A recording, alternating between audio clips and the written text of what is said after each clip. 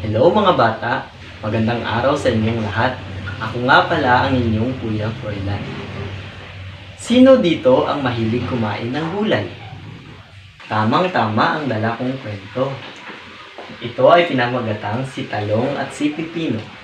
Isinulat ni J.M. Galamay at Froilan Escobar at inuhit naman ni John Mark Galamay. Isang araw, sa hardin ni Mang Juan, ay marami kang mahahanap na halaman, prutas at gulay. Ngunit si Pipino at si Talong ang bukod-tangi sa lahat. Si Pipino ay kilala bilang isang arogante at mayabang na gulay kung saan ay kanyang inaaway at pinagyayabang sa mga kasama niyang mga gulay na pagdating sa anihan ay siya ang kukunin ni Mang Juan. Samantala, si Talong naman ay mabait, mapagkumbaba at kaibigan ng halos lahat ng mga gulay sa hardin, maliban kay Pipino syempre.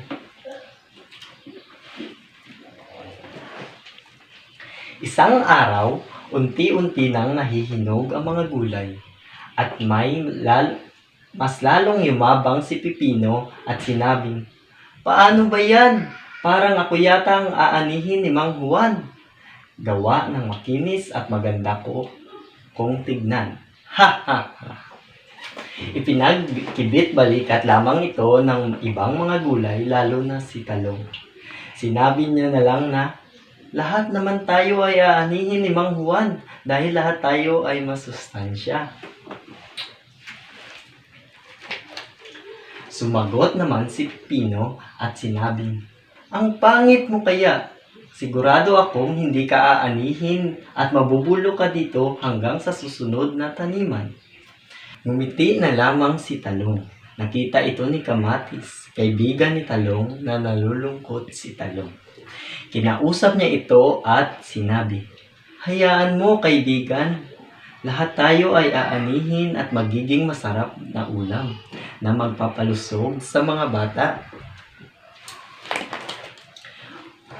"Oo naman," sagot ni Talong, na agad ay gumaan ng loob matapos siyang kausapin ng kanyang kaibigan na si Kamatis.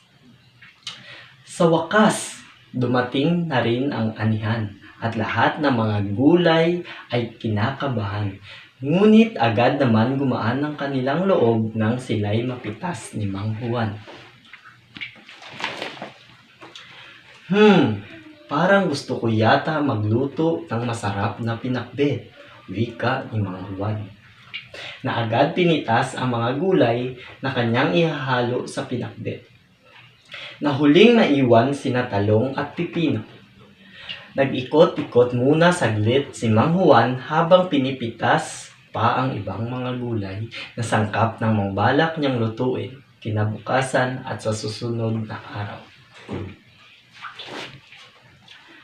Ang mayabang na si Pipino ngumiti ng pagkayabang-yabang at sinabi, "Mukhang maiiwan ka dito hanggang sa mabulok, Talong."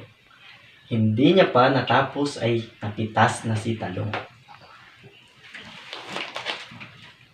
"Ako, paano naman ako?" sambit niya. Ngunit kahit anong pagmakaawa niya ay hindi siya marinig ni Mang Juan. Umalis na ang matanda at nagsimulang magluto.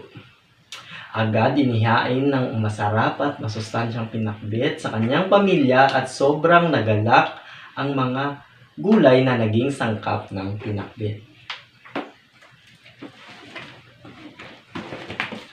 Samantala, habang lumipas ang mga araw, mas nahihinog si Pipino at umaasa pa rin na baka naman ay anihin siya ni Mang Juan.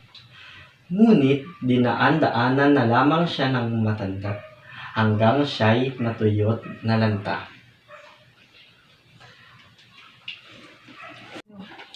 At diyan nagtatapos ang ating kwento.